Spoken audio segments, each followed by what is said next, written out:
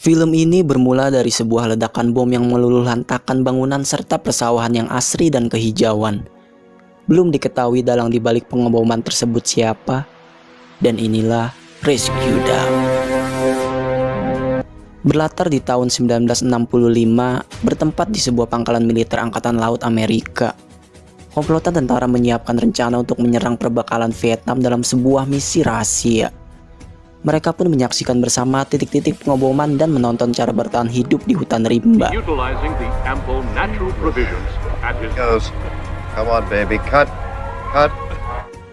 Dialah Dieter Dengler, seorang pilot pesawat tempur Amerika Serikat yang ditugaskan dalam misi tersebut untuk pertama kalinya. Kemudian, tibalah hari di mana Dengler berangkat untuk menuntaskan misi. Dia tidak melakukan sendiri, melainkan dengan 3 orang rekan pilotnya. Pesawat tempur mereka beriringan, menembus langit dan awan putih yang membentang. Lalu sampailah dia di perbatasan Laos dan segera menembakkan amunisi. Namun tiba-tiba, sayap pesawatnya terkena tembakan, menyebabkan pesawatnya hilang ketinggian dan menghantam daratan dengan tajam.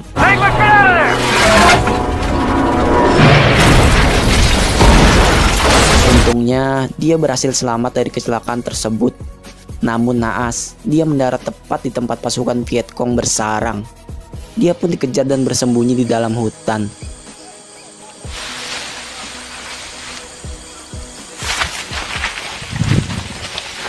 Saat musuh beranjak pergi, Dengler mengendap-endap membasuh tubuhnya yang penuh lumpur sawah. Dia pun meneruskan perjalanan melewati sungai dan rerumputan yang lebat menghalangi pandangan. Beberapa saat kemudian, dia membuka penyamaran dan mendengar suara helikopter yang mulai berpatroli.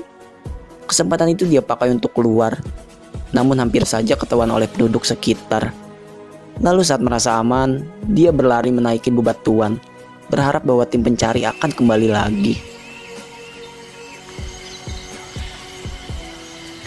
Di tengah teriknya matahari, harapan itu pupus dengan perlahan. Dengler pun beranjak ke sungai untuk menuntaskan dahaganya.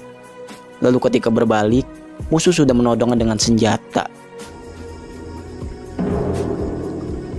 Saat itu juga, dia diseret ke sebuah pemukiman, diikat di tengah jalan sambil disaksikan puluhan orang. Dia pun merengek ingin berak, namun tidak ada yang mengerti perkataannya. Kemudian, Dengler dipaksa mengikuti kemanapun mereka pergi. Bagai binatang peliharaan, lehernya ditarik dengan menggunakan sutas tambang. Waktu demi waktu dia lewati. Suara helikopter juga terus berseliweran, namun tak ada satupun yang menemukan keberadaannya. Saat itulah dia memperhatikan pasukan Vietcong membuat api dengan menggunakan gesekan bambu. Hingga di suatu hari, dia dibawa oleh tentara ke suatu tempat, di mana di sana ia bertemu dengan seorang pria. Awalnya dia berpura-pura tidak bisa bahasa Inggris, namun pada akhirnya mengakui identitasnya.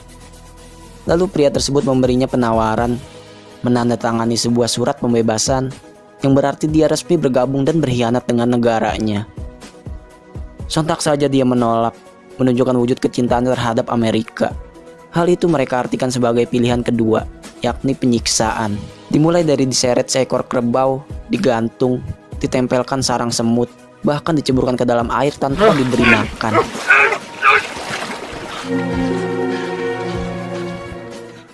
Belum puas dari itu semua, dia juga dibawa ke tempat pengasingan, sebuah camp di mana dia dimasukkan ke dalam gubuk bambu dengan status seorang tawanan. Sampai yang paling mengejutkan, mereka memasung kakinya agar tidak bisa kemana-mana.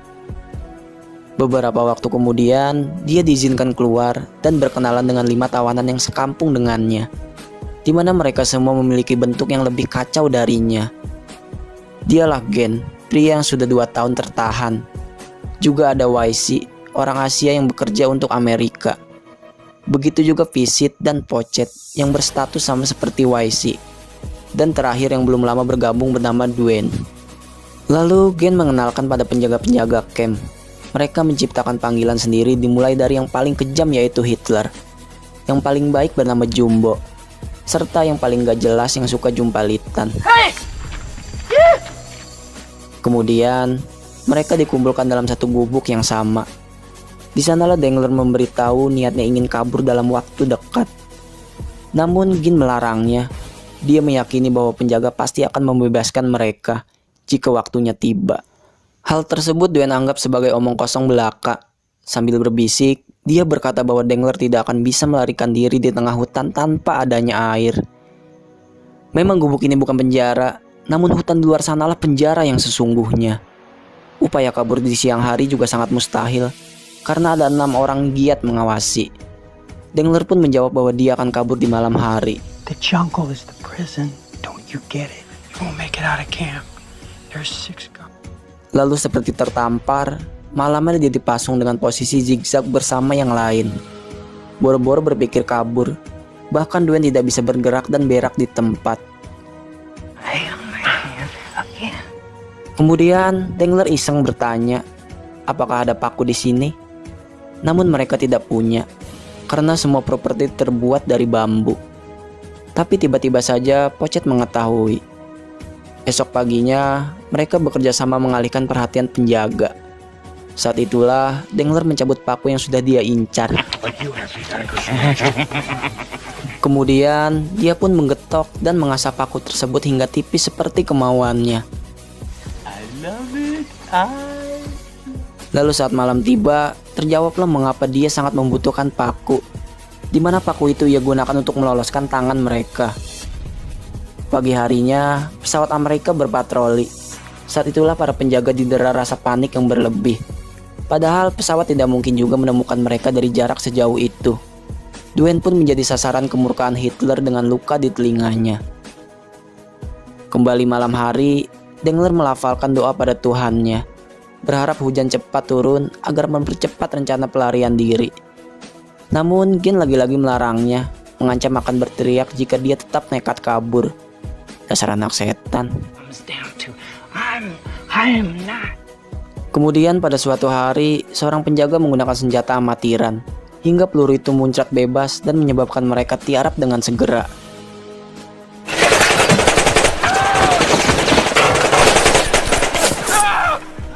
Tak ada korban jiwa, tapi hati saya terluka melihat Dangler memungut sebutir nasi yang jatuh pada meja.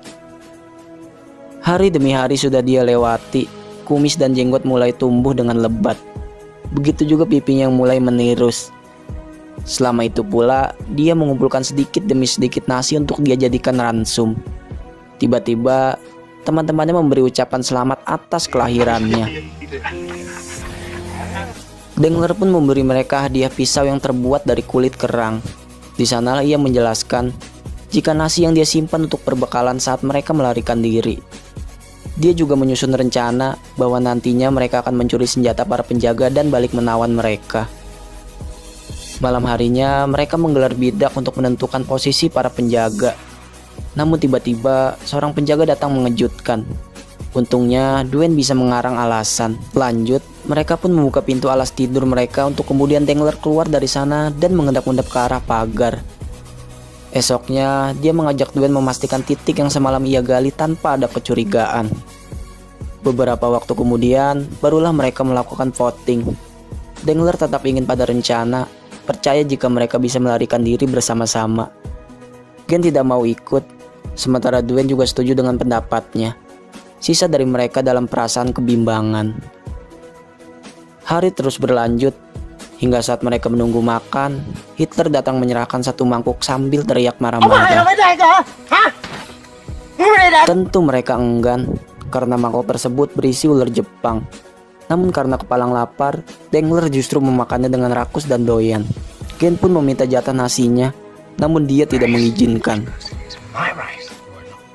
Lagi-lagi, paginya tidak ada sebutir pun nasi. Tubuh Dangler juga kering kerontang, tinggal kulit yang melingkupi. Kemudian, setelah menguping percakapan para penjaga, Wahisi memberitahu jika beberapa waktu ke depan, penjaga akan keluar untuk mencari bahan makanan ke hutan. Dia pun menyimpulkan jika mungkin, mereka akan ikut dibawa dan dibunuh di sana. Penjelasan itu membuat Dangler mempercepat rencana melarikan diri. Hari sudah kembali berganti. Rencananya kali ini adalah mereka akan terbagi menjadi beberapa kubu. Dia dan Dwayne akan keluar lebih dulu, disusul oleh yang lain dan berakhir bertemu di dapur untuk menyandra para penjaga. Mereka pun membuka lantai bambu dan merayap ke pagar luar. Kemudian Dengler menuju belakang camp mencuri senjata yang ditinggal. Dia pun menyerahkan 2 senapan yang dia dapat dan mengajak Dwayne menuju dapur. Namun karena asam lambung yang naik, langkah mereka terhenti karena Dwayne mengeluarkan isi perutnya.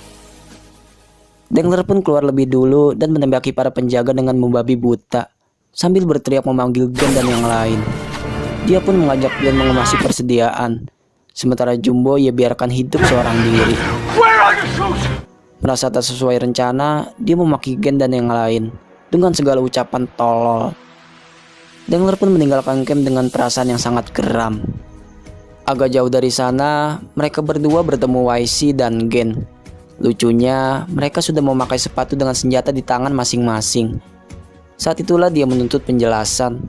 Kemana mereka saat dia dan Dwayne melawan para penjaga? Kemana sepatu untuknya? Gen pun menjawab jika sepatu mereka Pisit yang membawa. Akhirnya mereka tukeran senjata. Gen memberinya golok dan Dengler memberinya sekotak peluru.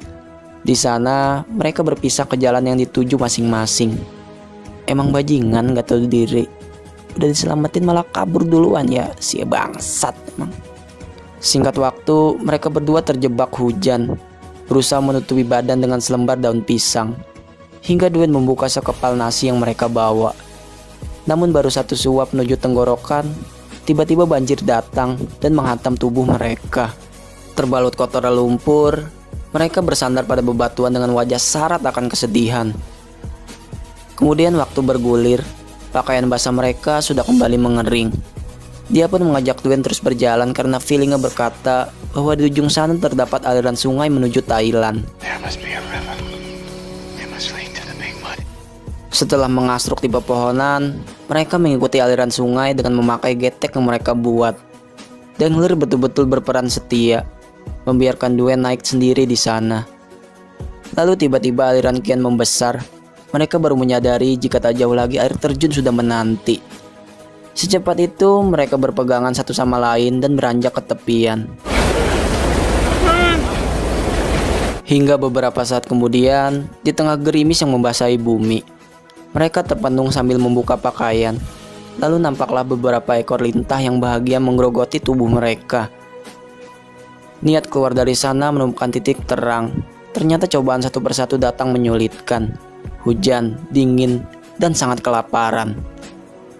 Sampai di satu tempat, Dengler menemukan seorang pria yang sedang menjala ikan. Namun dia hanya menatapnya kelaparan, karena menembak orang adalah tindakan yang tidak mau dia lakukan. Maka mereka memutuskan untuk membuang senapan yang sudah mereka ambil dengan susah payah.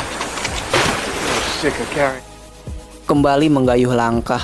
Kali ini Dwayne berkata dia akan menyerah. Namun Dengler tetap di sisinya, memapah dan terus mengarungi malam hingga kembali berganti ke pagi lagi.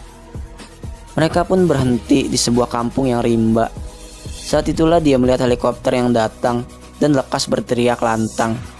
Namun kecewa, helikopter itu tetap melaju meninggalkannya, menyisakan perasaan Dwayne yang mulai berputus asa.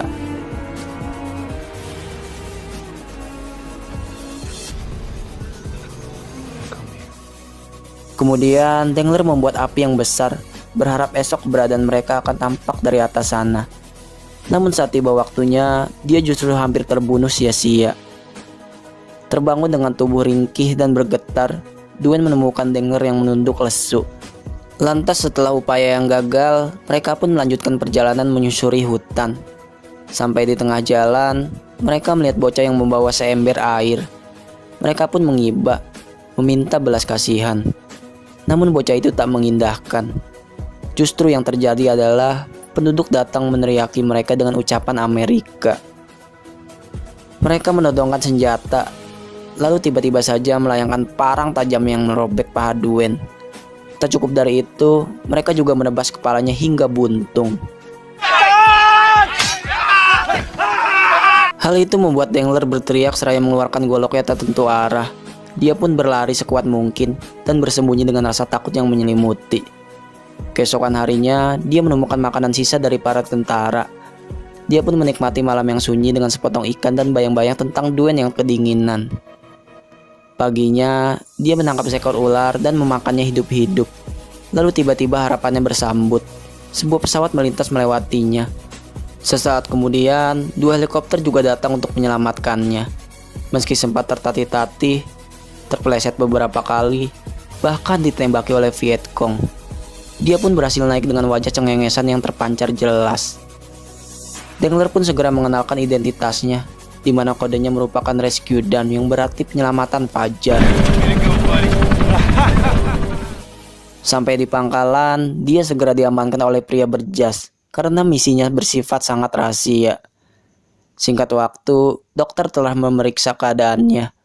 2 pria itu juga tetap mengawasinya. Di sisi lain, sebuah helikopter baru saja mendarat. 4 orang itu turun membawa kue ulang tahun yang amat besar. Kemudian kembali pada Dengler. 2 pria itu mulai menginterogasi, memaksanya menjawab tentang tentara Vietcong yang telah menahannya. Hingga wawancara itu diinterupsi oleh kedatangan teman-temannya. Mereka pun melepas rindu dengan berpelukan, lalu meminta waktu pada penjaga dengan alasan menyerahkan surat dari tunangannya. Kemudian saat penjaga pergi, teman yang bernama Spook menjelaskan jika 2 pria tadi adalah anggota CIA yang nantinya akan membawa dia ke Guam untuk diinterogasi. Itu berarti Dengler tidak akan bisa kembali pada pesawatnya lagi. Maka saat mereka pergi, Spook menyempatkan waktu menemui CIA untuk berkata jika Dengler sangat tercekat dan mungkin memerlukan waktu untuk istirahat. Mereka pun berlari mendorong meja roda hingga mencapai landasan, mengajak Dengler ikut serta yang sejak tadi mereka sembunyikan di kolong meja. Helikopter mereka terbang, diisi dengan tawa lega dan bahagia. Tibalah mereka di pangkalan militer Angkatan Laut. Namun dia disergap kebingungan lantaran dek sepi tak ada orang. Kemudian helikopter mendarat. Dia pun disambut ratusan orang yang berkumpul menanti kedatangannya. Masih menjadi orang linglung, dia diberi penghormatan selamat datang, lalu diserbu dengan pelukan. Good to have you back.